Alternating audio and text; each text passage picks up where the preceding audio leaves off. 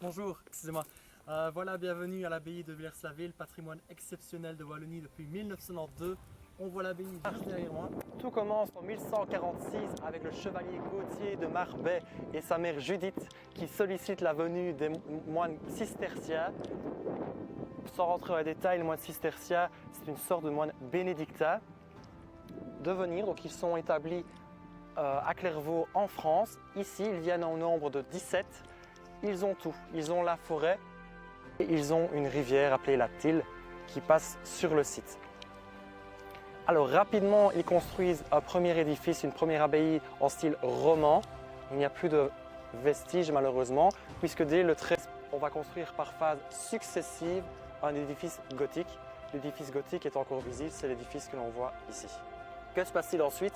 Il y a des invasions, 9 invasions sur un siècle, donc entre le 16 et le 17e siècle. Au 18e siècle, c'est un siècle paradoxal, c'est-à-dire que l'abbaye continue à s'étendre, on construit de nouveaux bâtiments néoclassiques au niveau du palais.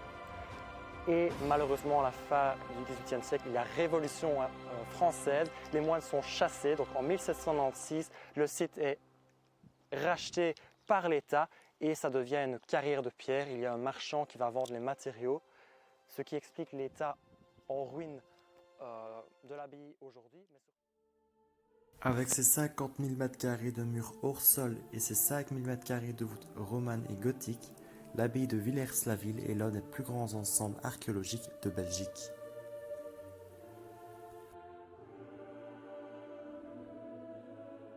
Élément principal du site, découvrez l'abbatiale avec sa nef centrale de près de 100 mètres de longueur, son chœur, son transept et sa voûte haute de 23 mètres.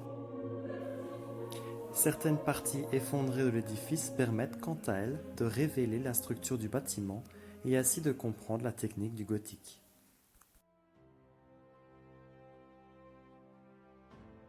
Quand vous promenez ici sur l'ensemble du site, vous ne le remarquez pas, mais s'écoule en dessous, sur plus de 270 mètres, la rivière, donc la Tille.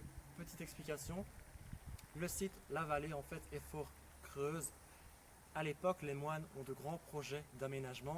Il est nécessaire de drainer, de canaliser et surtout de voûter la rivière afin de construire par-dessus. Donc encore aujourd'hui, s'écoule la rivière, des aménagements qui ont été entrepris au XIIIe siècle. Construite entre 1854 et 1855, la ligne Ottigny-Charleroi traverse le site. C'est cette ligne qu'emprunte Victor Hugo le 15 avril 1861 lorsqu'il vient contempler les ruines de Villers-la-Ville. Avec lui, le manuscrit des Misérables qu'il compte terminer en s'inspirant des ruines tant aimées par les romantiques à l'époque. Subjugué par la beauté des ruines, Victor Hugo souhaite s'y installer de manière définitive.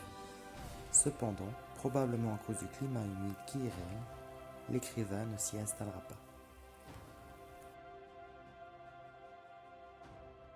Dans son œuvre Les Misérables, Victor Hugo évoque le site de l'abbaye ainsi que de sa prison. Et donc nous voici devant l'entrée des prisons décrites par Victor Hugo dans le livre Les Misérables. Suivez-moi. Voici ce qu'écrit Victor Hugo dans Les Misérables. 4 cachots de pierre, moitié sous terre, moitié sous l'eau.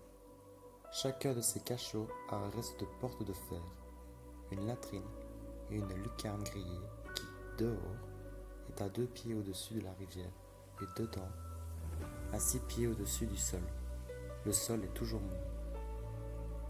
On peut lire également: ces impasses, ces cachots, ces gonds de fer, ces carcans, cette haute lucarne au ras de laquelle coule la rivière, cette boîte de pierre fermée d'un couvercle de granit comme une tombe, avec ces différences qu'ici la mort était un vivant, ce sol qui est de la boue, ce trou de latrine, ces murs qui sointent.